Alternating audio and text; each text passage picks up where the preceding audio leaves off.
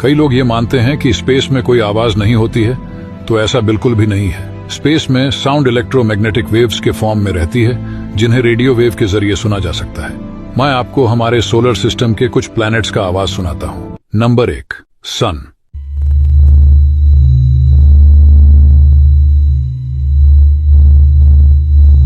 Number 2, Venus.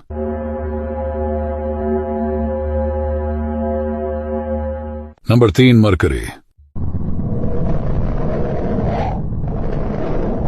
Number 4, पृथ्वी।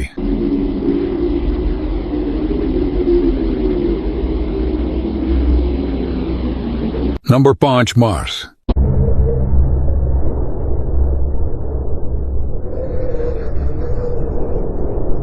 और अगर आप लोगों को इन सब चीजों में दिलचस्पी है तो हमें फॉलो जरूर करें।